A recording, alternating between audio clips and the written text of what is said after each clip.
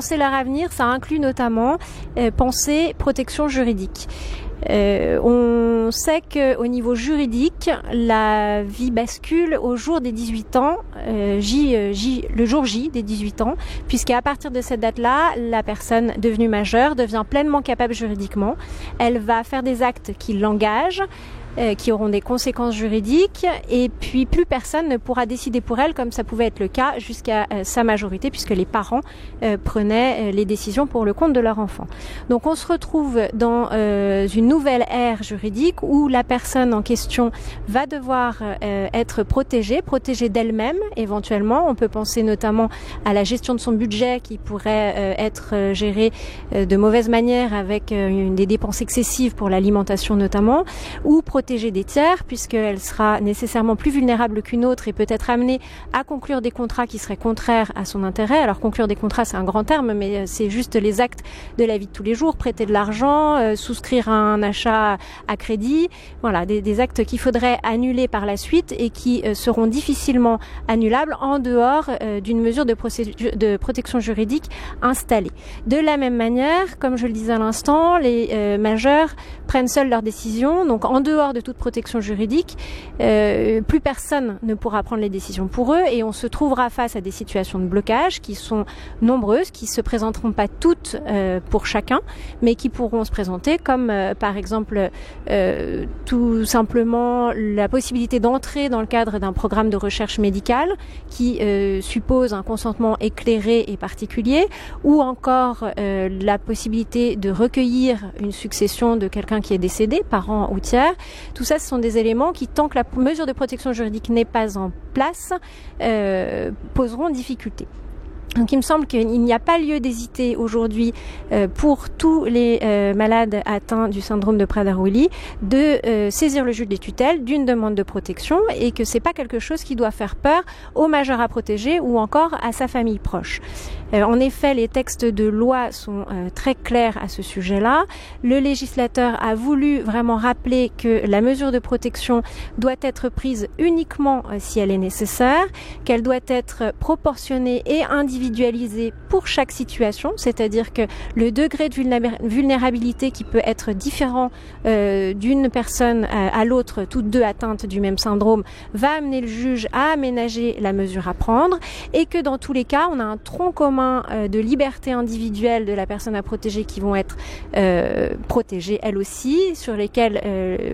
le juge veillera plus particulièrement. Il s'agit bien sûr de la volonté personnelle, notamment dans les questions des soins et le refus de soins éventuels, l'expression de la volonté personnelle dans le plus de domaines possible, la protection du logement et la protection des comptes en banque notamment. Donc, il ne faut pas hésiter à mettre en place, à aller chercher une mesure de protection, d'autant que c'est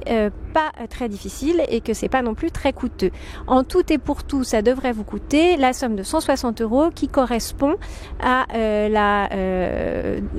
rédaction par un médecin expert d'un certificat médical circonstancié qui vous permettra de joindre, enfin qui sera joint à votre requête et qui permettra au juge d'ouvrir le dossier de tutelle. Alors pour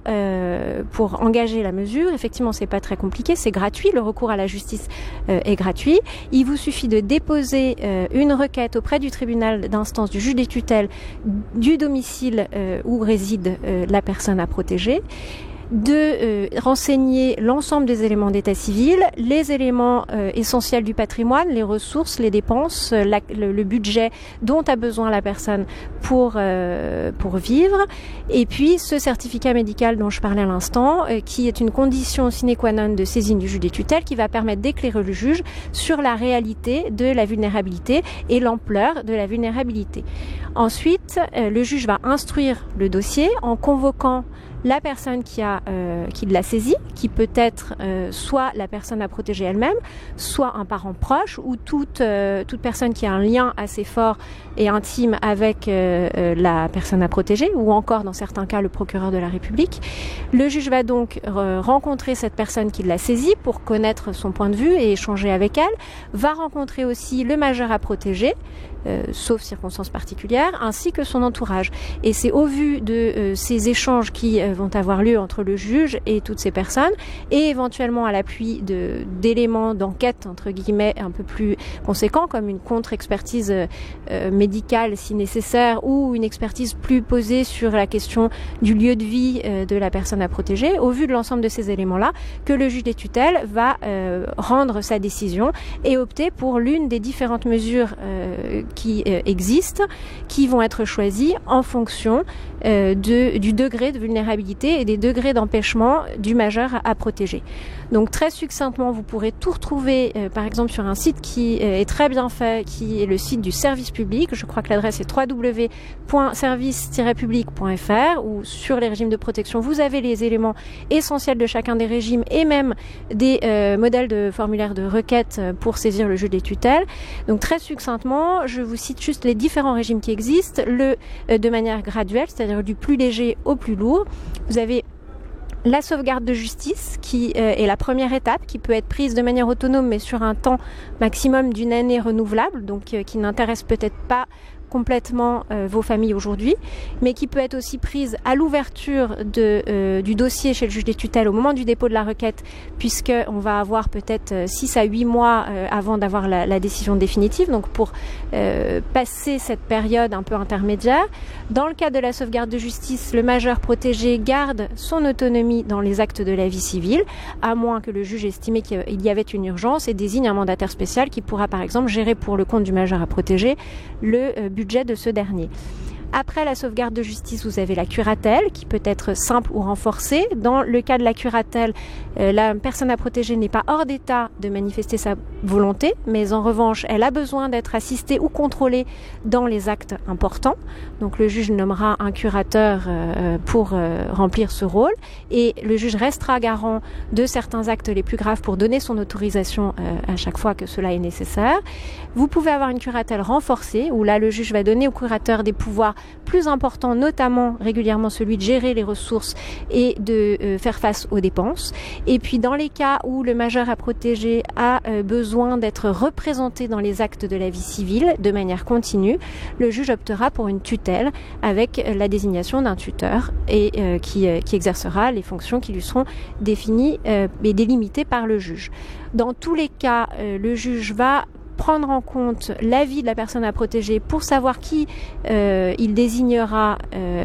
pour l'aider ou pour le représenter, avec une préférence pour le cercle familial. Donc ça m'amène aussi à vous parler d'une disposition qui est un peu plus nouvelle, puisqu'elle est introduite depuis le 1er janvier 2017, qui est celle qui prévoit un nouveau régime, qui est celui de l'habilitation familiale, qui est plus souple que la tutelle et qui permet au juge, dans des conditions assez similaires que celles que je viens de vous décrire,